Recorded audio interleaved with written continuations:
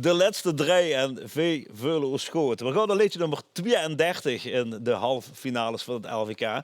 En de naam komt al een aantal keren voorbij in deze halve finales. En nu zijn we dan ook een levende lijven, Dwayne Horbach. Dwayne van duo Springlevend. Ik ga nog heel even op zieke, maar ik kreeg Dwayne. Ja, en Sieke die is zwanger, hè, dus... Mocht je dat niet op televisie? Ja, maar dit is allemaal struggles, hè, dus ik neem het even het woord. Nee, oké. Ja. De bus natuurlijk een helft van de duo Springlevend, maar de bus ook de componist en de tekstschrijver van het nieuwe liedje, strak op As Woensdag. Ik hoop dat het hier lang nog niet As Woensdag is, Dwayne Horbach. Ja, inderdaad, dat is zo. Ja, het is allemaal even aankijken. Ja, ja, ik weet dat toen heel erg gebrand was op veel op podia staan, op veel optreden. De bus samen met Fiorenza, die natuurlijk ook een normaal een hele drukke optredenagenda heeft.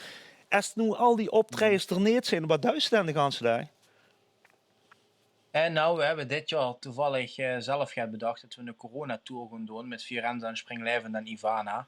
Dus dan gaan we langs de hoezen bij mensen die dat heel nodig hebben met een speciaal verhaal. En dat gaan we 6 hele dagen doen in weekenden. En met vastelavond, dus we zijn lekker nog wel een beetje bezig. Je houdt jezelf bezig eigenlijk. Ja. Hey, wat is te doen strak op As Woensdag, waar die leedje vergeet, Dwayne? En nou, het liedje gaat er eigenlijk over dat de mensen steeds weer doorvergeten. En dat heeft eigenlijk met te maken dat ze als ze op As Woensdag wakker worden met de kater en de dikke kop. Dat heb ik trouwens het hele jaar, maar andere mensen hebben dat alleen op As Woensdag. Dat ze dan denken van, oh, dit doe ik nooit meer, al die alcohol en al dat gefeest en gedoe. Maar het jaar daarna beginnen ze weer van voor af aan.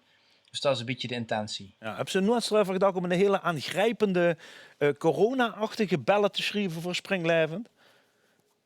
Nee, eigenlijk niet. Want sowieso heb ik dit jaar een ballade voor Fiorenza gemaakt. En ik wil altijd dat mijn liedjes niet te veel op elkaar lijken. En ik ben sowieso niet helemaal fan van de volledige coronaliedjes. Want vastelavond is ook een beetje vergeten van alle zorgen. Dat is ook de boodschap die een klein beetje achter het liedje zit, wat ze doen met Ziekenhuis dadelijk in de halve finale van de LVK.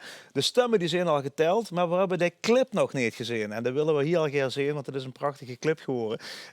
Dwayne, zou ze me een groot plezier willen doen, en ik weet zo wel een keer het aankondigt, om het clipje even zelf voor de kijkers van L1 aan te kondigen. Dat is goed. Hier is de videoclip van het liedje van Springlevend. Straks op As Woensdag.